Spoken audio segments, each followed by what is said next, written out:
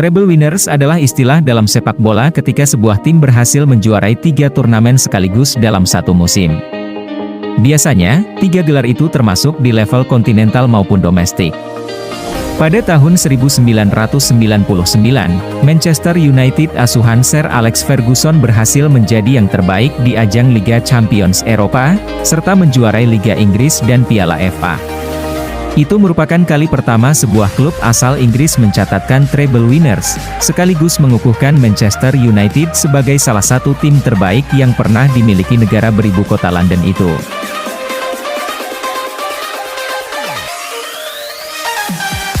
Sudah 21 tahun berlalu sejak Manchester United mengukir torehan spesial itu. Ternyata, hingga sekarang belum ada klub Inggris lain yang mampu mengikuti jejak Manchester United. Cerita keberhasilan Setan Merah meraih treble pada 1999 itu begitu heroik. Namun, mungkin banyak yang tidak menyadari bahwa batas antara kesuksesan dan kegagalan begitu tipis pada masa itu. Beberapa momen hampir saja menghancurkan impian Red Devils. 6 pekan sebelum melengkapi raihan 3 gelar, tim besutan Sir Alex Ferguson melakoni partai besar melawan Arsenal pada ulangan semifinal Piala FA di Villa Park. Manchester United dalam posisi sulit setelah sang kapten Roy Keane diganjar kartu merah. Saat itu, kedudukan 1-1 dan Arsenal dihadiahi penalti pada menit pertama injury time. Striker andalan Arsenal, Dennis Bergkamp, bersiap mengambil penalti. Saat itu rekor penaltinya selama berkostum Arsenal adalah 100%. Tetapi, keberuntungan rupanya berpihak kepada MU. Sang kiper, Peter Schmeichel, berhasil menepis penalti Bergkamp. "Saya tak melakukan riset. Penyelamatan itu murni keberuntungan," kata kiper asal Denmark itu setelah pertandingan. Keberhasilan Schmeichel disempurnakan gol soloran cantik Ryan Giggs pada babak perpanjangan waktu. Aksi itu dinobatkan sebagai gol terhebat sepanjang sejarah Piala FA. Manchester United menang 2-1 dan melenggang ke final Piala FA 1999. Setelah laga semifinal Piala FA pada 14 April 1999 tersebut, MU masih memiliki 10 pertandingan yang harus dimenangi untuk mengukir sejarah treble pertama. Nyatanya, segalanya tak berlangsung mudah. Dalam 3 laga, mereka sering tertinggal lebih dulu sebelum akhirnya mampu menuntaskan laga dengan kemenangan. Setan Merah bisa comeback dengan memenangi 3 laga dan sekali imbang kontra Leeds United. Sebelum laga melawan Leeds, Manchester United lebih dulu melawat ke Turin untuk menghadapi Juventus pada leg kedua semifinal Liga Champions. Laga tersebut dikenang sebagai pertandingan terbaik sepanjang karir Roy Keane. Pria Irlandia itu menjadi motor comeback gemilang United. Manchester United langsung tertinggal 0-2 di awal pertandingan melalui sepasang gol Pippo Inzaghi. Namun, Keane mampu mengobarkan semangat rekan-rekan setimnya untuk bangkit. Kebangkitan MU diawali dengan gol tandukan Roy Keane, kemudian digenapi masing-masing gol dari Andy Cole dan Dwight York. Kemenangan atas Juventus itu membuat MU lolos ke final Liga Champions musim 1999, dan semakin mendekatkan mereka dengan raihan treble winner. Namun, kemenangan itu juga harus dibayar mahal, karena Keane dipastikan absen di laga final nanti. Dia kena akumulasi kartu kuning gara-gara tekelnya terhadap bintang Juventus, Zinedine Zidane. Selain Keane, Paul Scholes juga kena akumulasi kartu. Setan Merah dipastikan melakoni final tanpa 2 pemain andalan mereka di lini yang paling sentral, gelandang tengah. Trofi pertama Manchester United pada musim itu disegel pada 16 Mei. Titel Premier League masuk genggaman berkat kemenangan comeback 2-1 atas Tottenham Hotspur pada pekan pamungkas Liga Inggris di Old Trafford. MU menjuarai Premier League dengan keunggulan 1 poin atas Arsenal. Setan Merah kembali mendulang trofi kedua di Stadion Wembley pada 22 Mei. Pertandingan relatif berjalan mudah untuk Setan Merah. Mereka menang 2-0 atas Newcastle United lewat gol Teddy Sheringham dan Paul Scholes. Kemenangan di Piala FA tak diikuti perayaan atau pesta-pesta pada malam itu.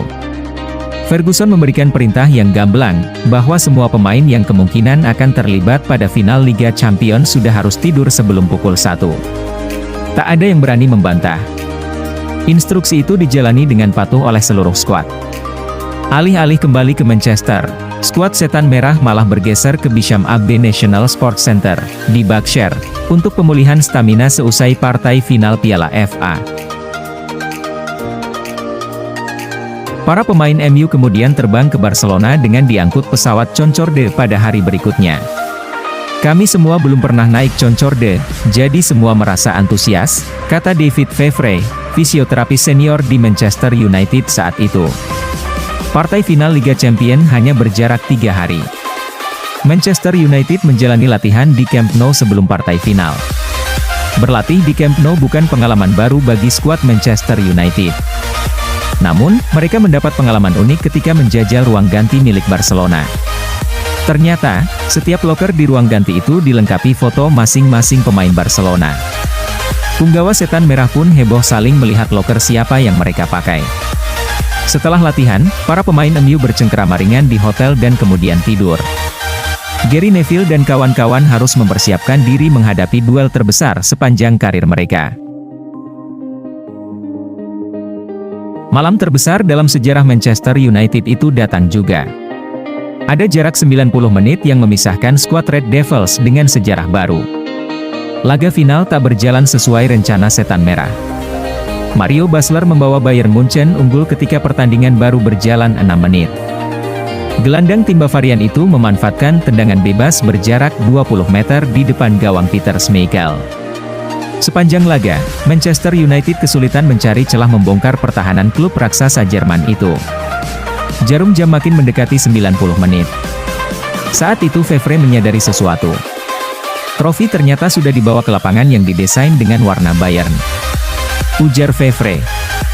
Bahkan fans Bayern Munchen pun sudah bersiap berpesta.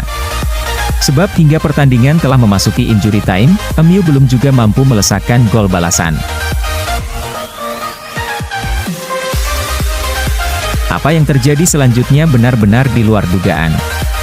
Berawal dari sepak pojok David Beckham, Sheringham berhasil mencetak gol penyama kedudukan pada menit ke-91. Suporter Setan Merah langsung berselebrasi liar karena tak menyangka lahirnya gol balasan itu. Ketika kegembiraan fans MU belum memudar, 2 menit berselang Beckham kembali mengambil sepak pojok. Lagi-lagi sepak pojok tersebut berujung gol. Kali ini gol maha krusial tersebut disumbangkan oleh super sub andalan Setan Merah, Ole Gunnar Solskjaer. Keajaiban itu terjadi di Nou Camp. Dalam hitungan menit, Manchester United bertransformasi dari pecundang menjadi pemenang. Saking terpukulnya, bek tengah Bayern Munchen, Samuel Kuffour yang tampilannya sangar, sampai menangis terseduh di lapangan usai laga. Mata pemain legendaris Lothar Matthaus juga terlihat berkaca-kaca menahan tangis, karena tak percaya kemenangan yang sudah di depan mata sirna dan berubah jadi kekalahan hanya dalam waktu tak kurang dari 3 menit. Sang manajer Sir Alex Ferguson pun tak mampu menutupi kegembiraannya. "Football bloody hell," kata Ferguson setelah pertandingan. Ucapan Fergie tersebut memang benar jika kita melihat apa yang terjadi setelah gol Solskjaer. Tidak ada yang bisa memprediksi apa yang baru saja terjadi dalam tempo hanya 148 detik. Lothar Matthaus melongo dari bangku cadangan, Peter Schmeichel jungkir balik, pendukung Bayern Munchen menangis. Sementara per Luigi Collina, wasit yang memimpin laga final tersebut seperti berada di kandang singa. Auman dari para pendukung United seperti auman singa. Adegan yang sulit saya lihat, karena selama 90 menit Bayern adalah tim terbaik. Tiba-tiba, 2 menit 2 gol. Saat mereka yakin menang, mereka justru kehilangan trofi. Ada 2 momen yang berbeda dari pertandingan itu. Yang pertama ada tim yang yakin menang akhirnya kalah. Dan yang lain, ada tim yang kalah tapi tiba-tiba menjadi pemenang. Ucap Collina.